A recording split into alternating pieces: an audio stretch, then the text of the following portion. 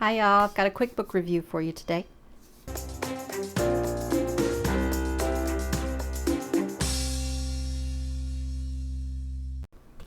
So today I am reviewing the Modern Survival Manual, Surviving the Economic Collapse by Fernando Aguirre, also known as Ferfal.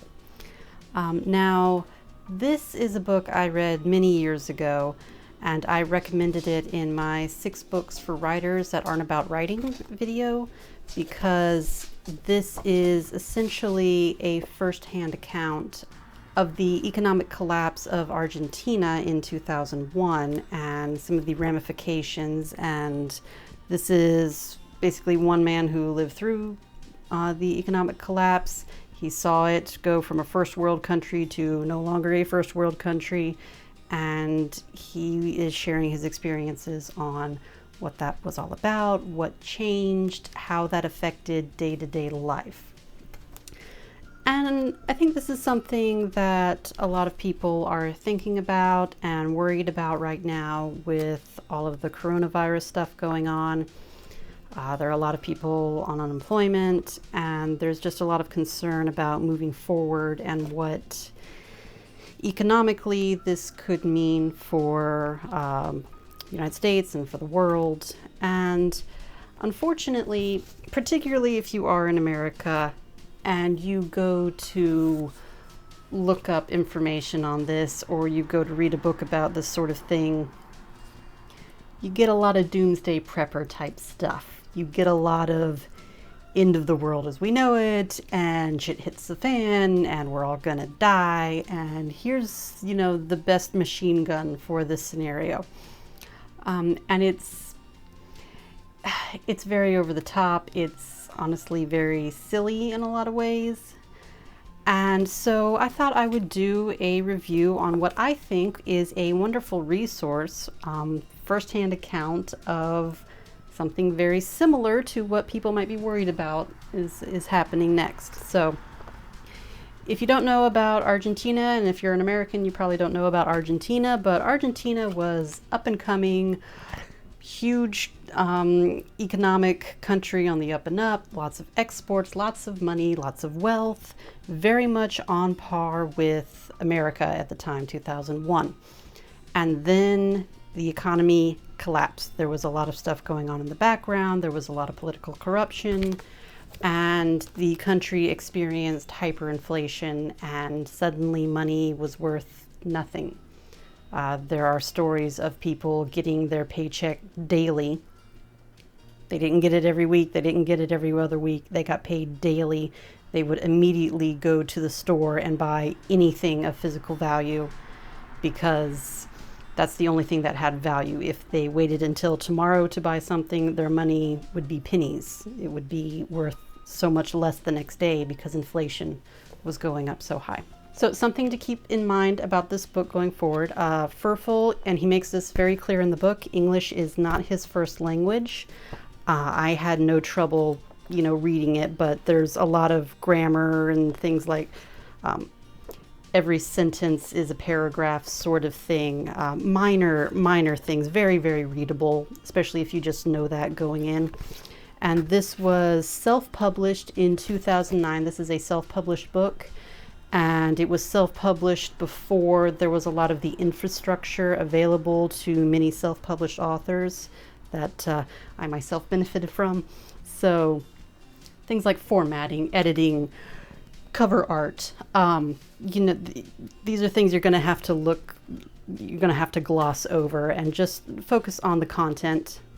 That's really the biggest weakness of this book, in my opinion. And it's really, if you just know it going in, this is a nonfiction, so it really did not detract from my enjoyment of the book. But one thing I really did appreciate about this book is that it's very grounded in real life. This is his real life experience about what it was like to go from, top of the economic food chain to suddenly not. And it's very much, hey, life goes on even when life kind of gets a little shitty sometimes. Even in an economic collapse, people still gotta go to work. They got to make a living. They still have to raise their kids. They still have to find a way to educate their kids. They still have relationships, and they still make a home, and these things still happen.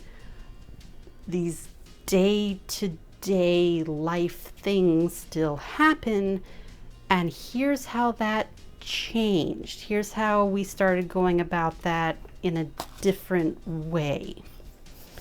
And some of these are very mundane things. One of the things he talked about, one of the best things that he learned he could do during this economic collapse was to build up his collection of DVDs, because this was 2001, this is before Netflix streaming, but one thing he said is, you know, when the economy goes down, crime goes up, and it becomes a really good idea to not go out at night as much as possible.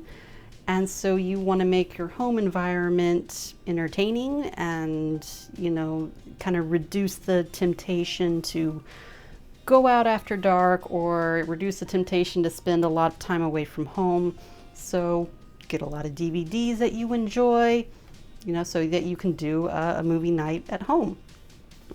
And there's a lot of that sort of thing, just little things that were changed. He does talk about how the crime rate went up, particularly home burglaries and muggings. These were the main issues. And of course, the number one associated crime that goes along with home invasions and burglaries is rape. That went up quite a bit. He talks about how there were a lot of purchase gold stores that would pop up just on every corner. And because of that, gold started going out of fashion, particularly for women who were wearing jewelry, because a lot of muggings, people would, you know, mug the women in order to grab the gold, and so that they could go to the We Buy Gold places. Little details like that, little things that you wouldn't think about, but just he talks about how the ripple effects of this went out into day-to-day life. One of the details that I thought was particularly interesting is there became almost a black market on those big round mirror things that you see at grocery store aisles, those big round mirror things. People would rob all the stores that have these mirror things up in the aisles, and then they would sell them on the black market, and people would buy those to stick on their front porch, because of the increase in muggings and burglaries. When they open their door to go to work, that's when someone would be lying in wait and would attack them, and this way they have kind of a full 180 view of their front door. Things you don't think about. I originally included this book in my top 6 books for writers that aren't about writing video, and I'll put a link somewhere, because of these sorts of details for anyone writing a post-apocalypse, you know, story or a dystopian sort of universe. Wonderful little details, except, you know, this is nonfiction. And he talks about a lot of things he wished he would have done. He talks about a lot of things that he did that worked. Obviously, you know, making sure you've got a fully stocked pantry so that you don't have to go out to the grocery store as often, and things, what it's like to schedule a business meeting when there's a riot going on 2 blocks away and you know they're coming your way. He talks about particular side businesses and side gigs that are potentially very beneficial when, you know, the economy isn't so great. And one thing he hit on that actually made me think about doing this review, because I've been seeing a lot, we're in quarantine right now for the coronavirus, and I'm seeing these memes go around about, you know, people suddenly spending a whole lot of time with their spouse and maybe not doing so well with that. And he talks about one of the things to really help you get through this sort of situation is to have a solid relationship with your partner, and to actually like each other and not just love each other, and how important that is to have a partner. But I did like that it was grounded. I did like that it's nonfiction. It's not someone who's simply imagining what life would be like. He lived through it. He actually has a YouTube channel, from what I understand. I believe he has immigrated to the United States. I'm pretty sure he lives here now. He just published his second book. Definitely a 5-star read overall. I highly recommend if this is something you've been thinking about, if this is something that interests you, particularly in light of recent world events. Yeah, highly recommended. You can get this on Amazon. If you just search for Ferfal, it'll pop up, Surviving the Economic Collapse. I don't think the cover's changed. And that's kind of it. But yeah, it focuses a great deal on not expecting the world to end, but focusing on becoming a more capable individual so that you can handle the shit that life sends your way, particularly if you're expecting more shit to be sent your way soon. So that's all from me today. Have you read Surviving the Economic Collapse by Ferfal? And if not, are you interested in reading it now? I would love to hear your thoughts. Always happy to hear from you. Talk to me in the comments. And until then, bye-bye.